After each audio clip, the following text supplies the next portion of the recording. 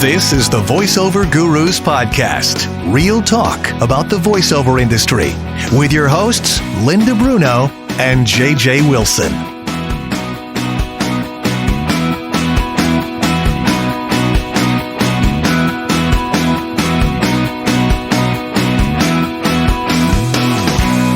Welcome back. This is another episode of the Voiceover Gurus Podcast. I'm Linda Bruno. Hello, JJ.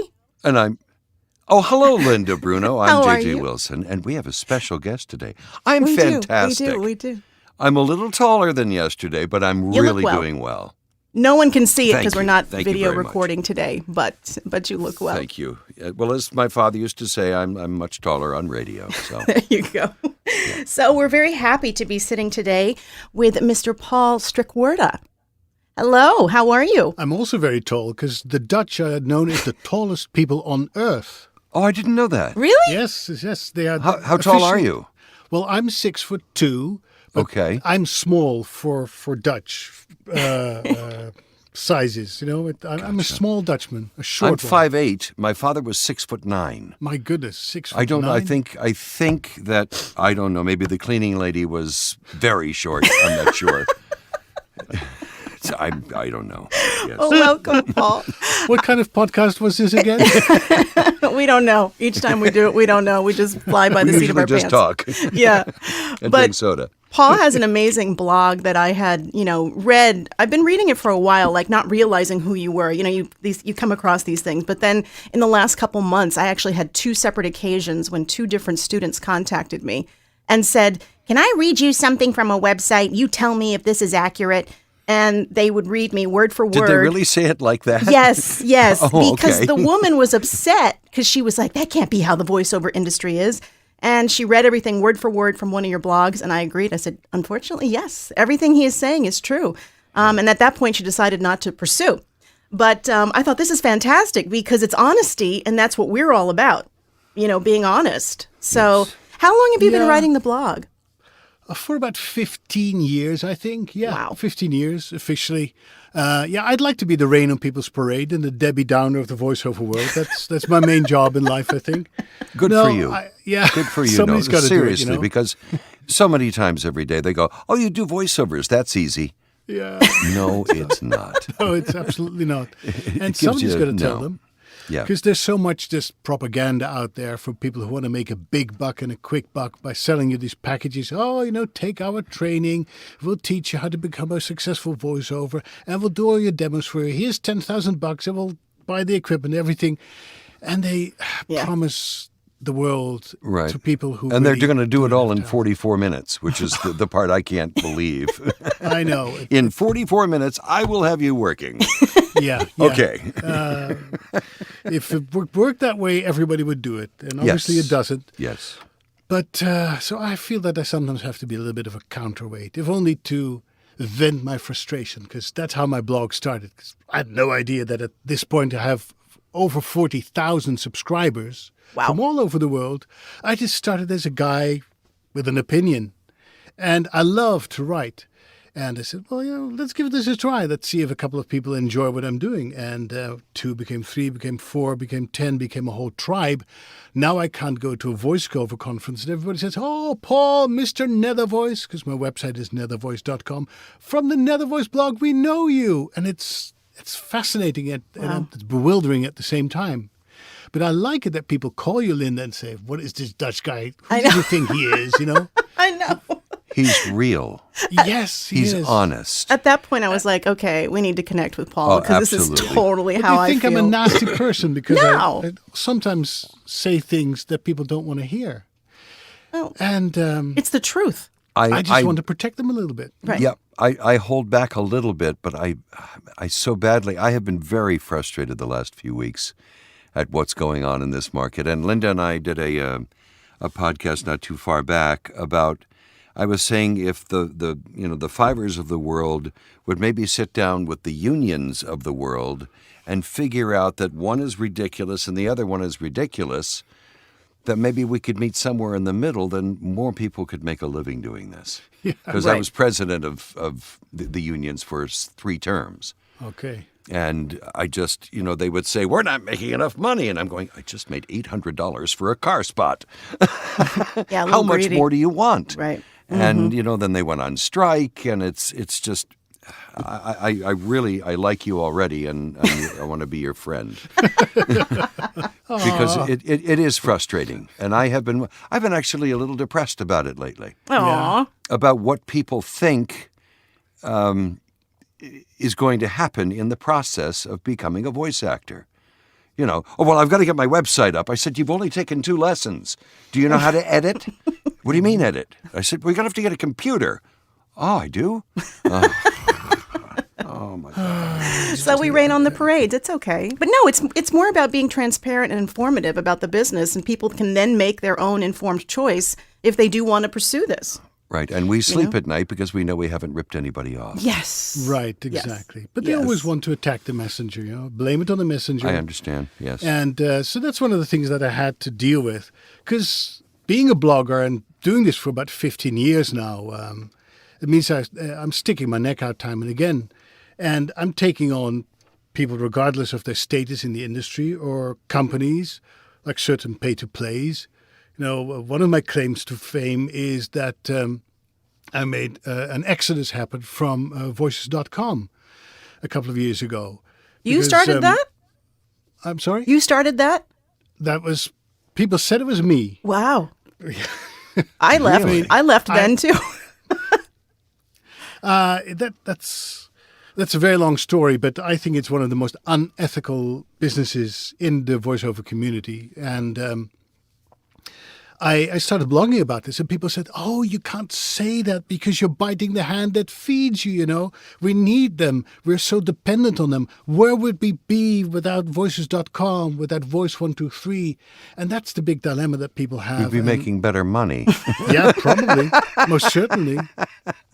But I used to have to call Voice 123 and say, you do know that you have a 20-minute industrial listed for $100, right? And she would say, no, I didn't know. That must have gotten by me. And I said, well, you going to do something about it? She said, yeah, I'll call the client, let them know that's too little. I called them daily and said, what are you doing? You're killing us.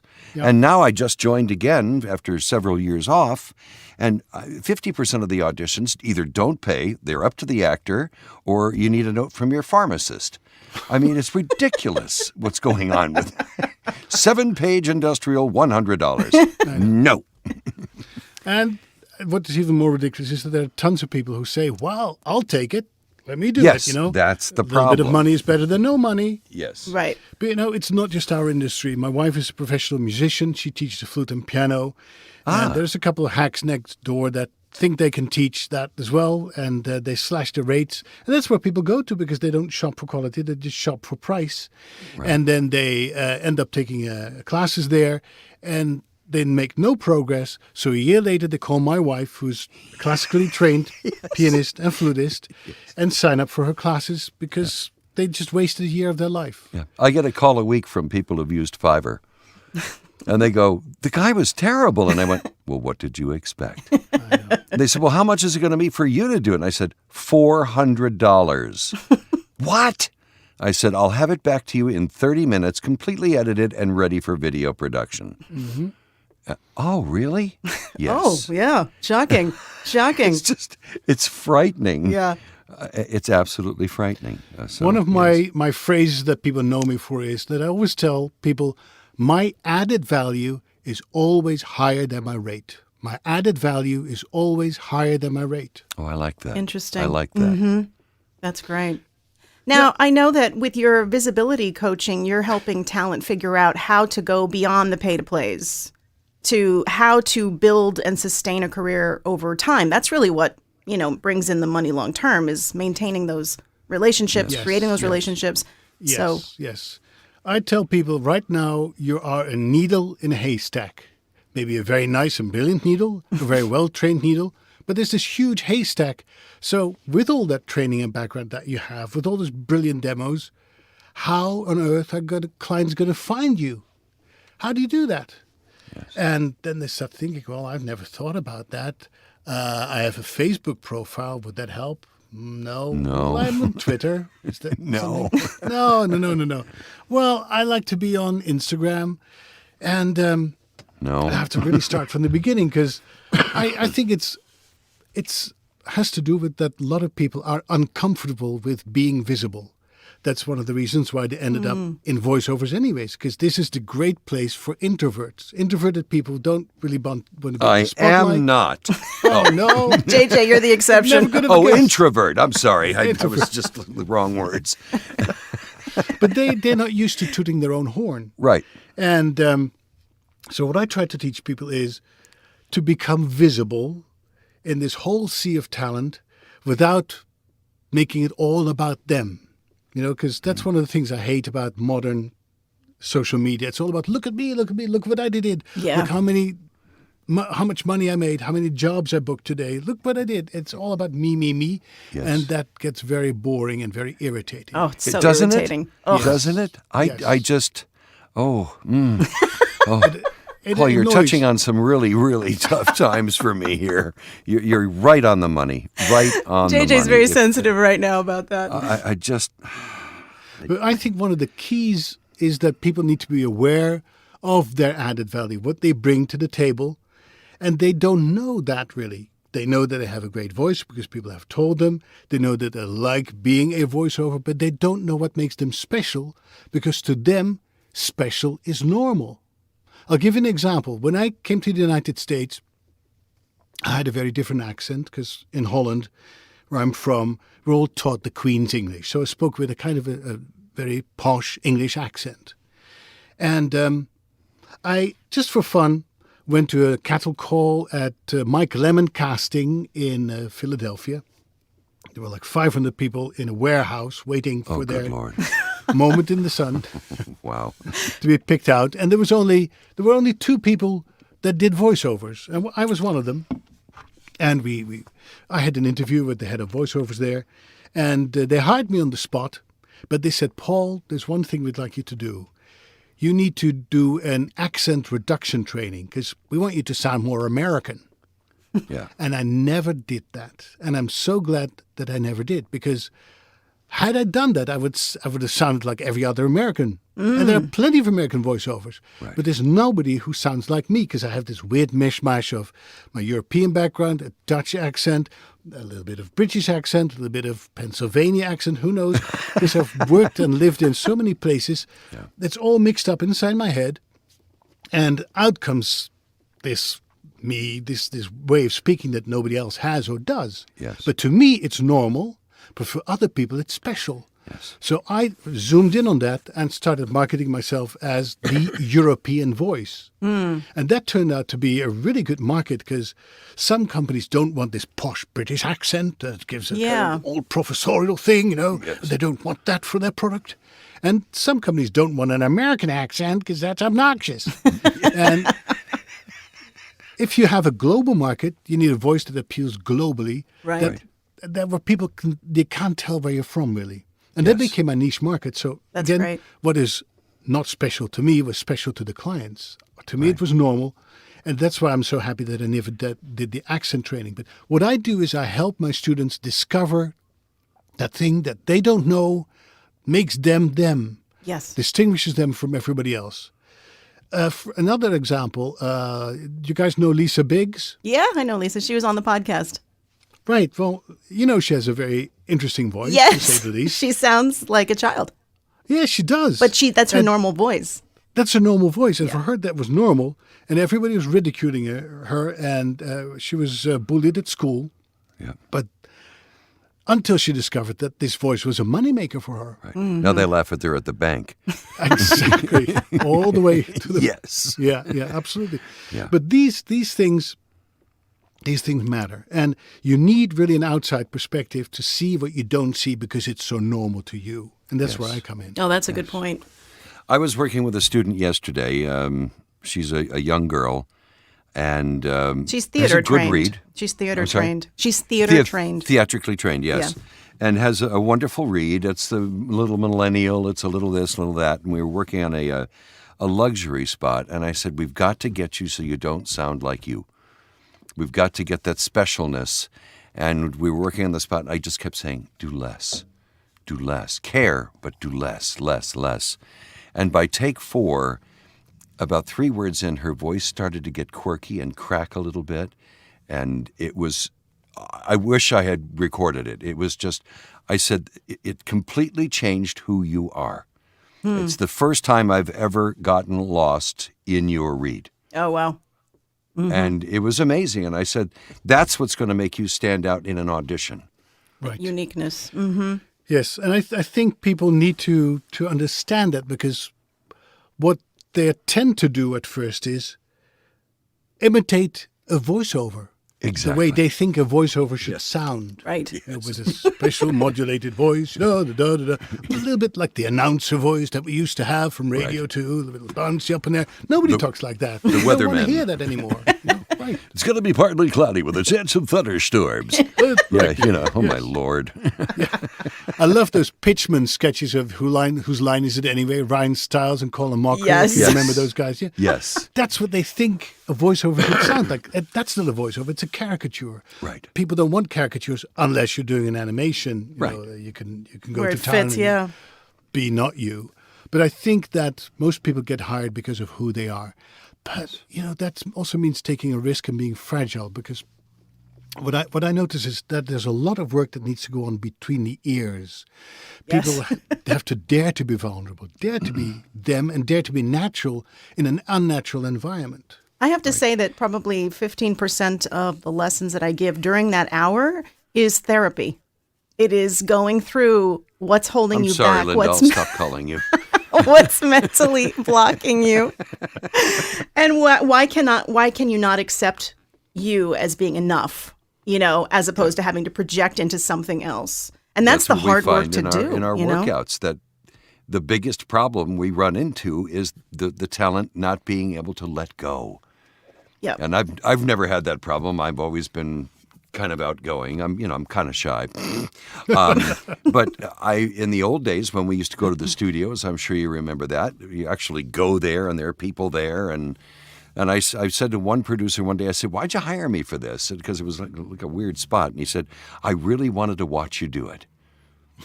Because I would always get into it physically, and you have to. And the other night, Linda and I were teaching, and I said, make believe you're on camera. And boy, did that change that really things. helped. It Yeah. allowed them to let go a little bit, but that's what you're saying is true. It seems to be the hardest thing to do. And my mother was an actress, and she said the hardest thing to do is to be yourself. Yeah. You just have to be vulnerable. You have to let it go. You have to not care what you look like or sound like. Right. Because I always say that when you think you sound ridiculous, you're almost there to the producer. It took me a long time, because coming up in this business and moving to New York, my voice at the time, you're clear as a bell, you sound beautiful, da-da-da-da. And that was booking a lot of jobs. And so in my mind, and the way I was trained was to be smooth and to put this voice on, and then being in radio added to it. But then all of a sudden, Love 94. yeah, all of a sudden this millennial natural read came, and suddenly it was like, just be you. And I'm like, huh? I'm like, all these years of training just for me to just talk normally. And it was really a mind meld for me just to very figure difficult. out, how to accept that and go, okay, so as it's actually my acting and how I'm connecting with the audience and not me putting on a voice, So, but that was difficult for me. Yeah, it's very therapeutic. I totally recognize that. I think we all long to be accepted, and we want to hear that you you're like okay, me, that Paul? you're enough. Do you like me? Well, give me 5 minutes, 5 more minutes. Okay. And go. Okay. But I think that basically, there's so much that we don't see when we look at people. Yes. We don't see their pains and their wounds and their insecurities. Yes. And their upbringing and what they've been told by their parents, by their peers, by their kids. And that makes people closed in and want to protect themselves. Yes. And create a certain persona that they've become comfortable with. And when you start peeling back the layers, that's what I love about this medium. It is so intimate, it's so direct, and because people don't see us, it makes it a little bit easier, I think, than being on camera all the time, to let go, because people are very self-conscious the minute they see a camera. Yes. But I think when I do coaching, those are the most beautiful moments when people really have the feeling that they, with a big sigh of relief, that it's okay who they are. It's even better that they are who they are, because that's what will make them money. Yeah. It's that, I hate the word authenticity, but it's really becoming who you are, becoming who you're meant to be. And that is what makes them visible. And so it's when I say I do visibility coaching, people think that I put them on a pedestal. They have to go to a photo shoot and get headshots made and the best website. And it's all part of that, but more of that visibility comes from inside instead Peeling of back the layers. outside. Exactly. Yes. To see and what they don't realize is when they're scared and they have all their layers up because they're afraid to let go, that it's not going to be good. But when you peel back all those layers and all of those things that have happened in their lives are shown, it creates a whole new read. Yeah. Yeah. You really You connect. have Brilliant, to Paul. accept Brilliant. yourself. Very good. Accept That's yourself, cool. and that's tough for people to It is. accept that they're okay. Yeah. And That's really interesting. That's cool. when things like that happen, that's like a breakthrough moment. Yes. And I think I may have just had one. Me too. It's a great teaching. yeah, Yeah, it gave it more meaning for me now. and for me, that's what I love about writing too, because people write back to me and say, when I read this and this and this, all of a sudden I had a breakthrough moment, and I never know when it's going to happen or to whom it's going to happen, where those people are, what stages in my life. But I so many times every week I got lots of emails. They say, it looked like you almost wrote this blog especially for me. Oh, that's nice. And since 2 years ago, I embraced Instagram. I have a blog every week on Thursday. Go to nethervoice.com to read it. It's free. But .com, okay. every day on Nethervoice .com. on Instagram, I have a 2,000 word story, and that's a completely different demographic, completely different people that have never read my blog, and I don't know where they come from, but most of them are not even voiceovers. Because you see, what I try to do is I look at life through the prism of voiceovers, like what we just were talking about. We were talking about our profession, but we were talking about something much more deeper than that, about who you are, what life is all about, what makes you tick, what's important to you, what makes you cry, what makes you laugh, what makes you live, what makes you get up during the day. My wife. And all these things come up when we do our work, you know, when we get, that's the beauty of, let's say you're narrating a novel that touches you deeply. You have to tap into these experiences in your own life, I think, in order to be the voice of the voices in that book. So you got to be comfortable with that. So to me, the world of voiceover offers a great window into the world of humanity. And although I write about voiceovers, it's not really about voiceovers. It's really about living life to the fullest, living life of meaning and purpose as an ethical human being. And that's a message that resonates with so many people. The last two people that followed me were dancers from La Scala in Milan, the famous opera house. Wow. Don't ask me how they found me, but I don't know, people search for keywords, I guess.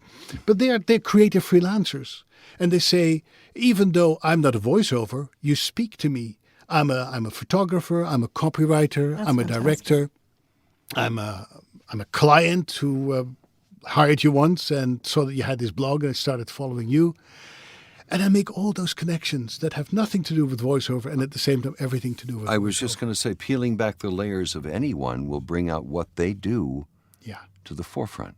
Yes, exactly. Yeah. That's really cool. Wow. I know another point that we all agree on too is as far as the ethics in this business that need to be adhered to, that so many people do not adhere to.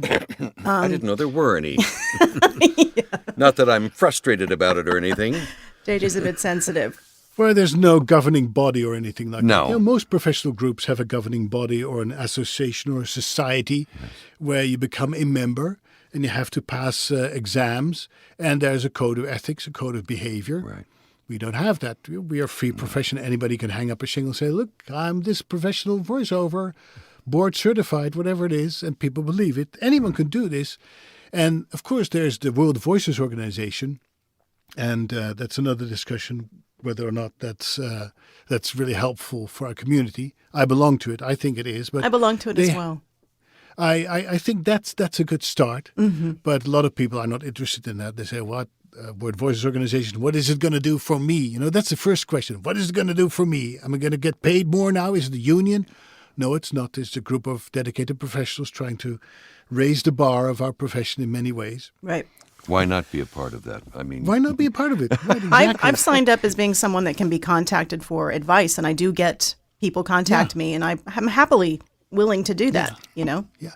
So they started thinking about things like a code of conduct for professional voice actors and about ethics. But I think it's something that most people don't realize. I think way too many people are focused on the money that they will make from a certain job than on how they're going to make that money. I always give the example of me being a lifelong vegetarian. I would never, ever voice something for a butcher or for a slaughterhouse or anything like that. I'm also a pacifist. I would never do anything that is related to the defense industry, guns, arms, ammo. That's just not my cup of tea. So I draw very clear ethical lines. And other people I don't care. You know, even if I'm a Democrat, I don't care voicing something for Republicans because it pays the bills. And so I write about these things too, and always get very interesting response. It's either, well, you know, you're just missing out on a great opportunity to make money, or I respect what you do, because once you take a stand, it also means that you take a pay cut. Because I mean, that's where the test is, you know, is it going to cost you money at the end of the day? Right. Do you feel strong enough that it will cost you money to do something? And these decisions are easy when things are going well. And I think things are going well for me professionally. So if I say no to a client, it's not going to harm me financially. But really, when you're just starting out, you want to make your mark and you live from month to month, paycheck to paycheck. And out comes this great opportunity for a company that has not a very good reputation. Or even something like fast food. You know, I'm as a vegetarian, I don't like fast food. I don't like the agricultural industrial complex that leads to that. So I would never record something for McDonald's or Burger King or anything. But let's say that comes along and you feel strongly about health and nutrition. What do you do? And that's where the test is, because every time you take a stance in life, you can count on it, you will be tested to see how strong those boundaries really are. Interesting. Yeah, that makes total sense. So yeah, and ethics also has to do with how you deal with one another as colleagues and how you deal with clients and how clients deal with you. Yes. And I feel that I'm in my blogs, I try to make a strong case for really developing a backbone as freelancers, because I think too many freelancers are too subservient, too dependent on clients, on pay-to-plays, on agents to give them work, instead of becoming a magnet that attracts work. So that's one of the other things I do in my coaching. I help people become a magnet that attracts work so that you don't have to feel vulnerable and beg for work. Right, desperate and say, for work. well, you know what, I can do it for $800 if you only have $800 in your budget. Oh, I'll do it. You give in so easily. Yeah. And I think people do that way too quickly. They get desperate and they just want the job and they don't care what it and takes. they sign their rights away, and before you know it, your voice is used by TikTok, you know? Right. You guys exactly. talked about that on your podcast, I know, with Bev Standing too. It's all because people don't have a good business sense.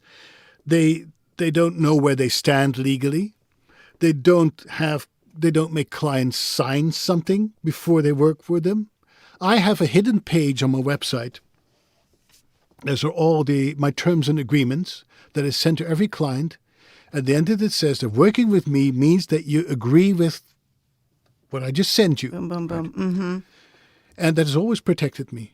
Wow. And a lot of people are just so desperate to find work and to finally get that work and break into the business, they'll say yes to anything. Yes. And that's not a way to run a business, of course. No, You know, That's the industry, not even the way to run a charity. but that is the way to handle booking jobs now in the modern world of voiceover. Because back, in the old days that JJ and I talk about, when we basically had agents and the agents took care of everything, God bless them. Which is why we love agents, because they handled the contracts. They handled if something was going to be renewed. They made sure you got paid. Yeah. And now it's, the Wild West where everybody's just, I'll do it. I'll get on Fiverr and do it for $25, and nothing is regulated. So people, it's like out of desperation, they just bid lower and lower and lower because they got to get that job. They got to do it. Right. They don't realize what they're sacrificing long term, And they're not just giving a voiceover. They're also doing the production. Yeah. They're doing So everything. It's like, I'd rather do it for free than charge somebody $25. Just let me do it for you as a favor. Maybe next time we can do, $17,000. Right. Yeah.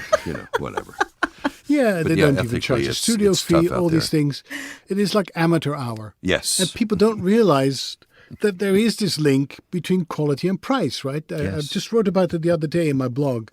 Because when there's this link between the perception of the quality of a bottle of wine and the price. The idea being that a more expensive bottle of wine is higher quality.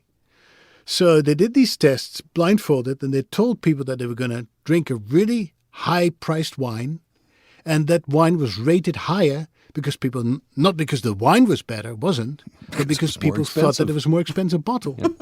So as soon as you put yourself in the bargain basement, as soon as you say, you know what, I'll go to the dollar store, I'll put my voice into the dollar store, you price yourself out of higher paying jobs. Yes, you So do. true. Yes, you do. So true.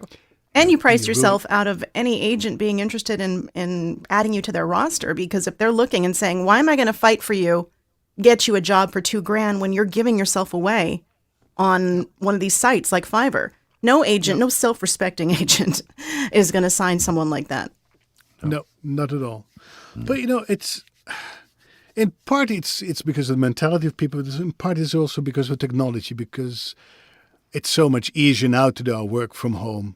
Almost anybody has a home studio, and you don't have to spend a fortune to get started. I mean, you need a good setup, but I started with a $100 Harlan Hogan VO1A microphone. Worked fine for me for a while. Yeah, that's great. I had a paper towel tube. It was awesome. Little saran wrap on the end, and you can really get some neat effects. Yeah. I see you just covered it up with a pop filter right now. Yes, Yeah. exactly right. And if you poke holes in it, it becomes a flute. So it's just wonderful. A double threat, a triple threat even. Yes. Yeah. Yeah. Hey, thanks for joining us today on the Voiceover Gurus podcast. That wraps up part 1 of 2 of our time with Paul Strikwerda. There was so much great information, we decided to split it into 2 podcasts. So come back again and join us for our next episode of the Voiceover Gurus podcast for part 2 with Paul Strikwerda. Any questions, comments, topic ideas, please email us at info@voiceover.guru.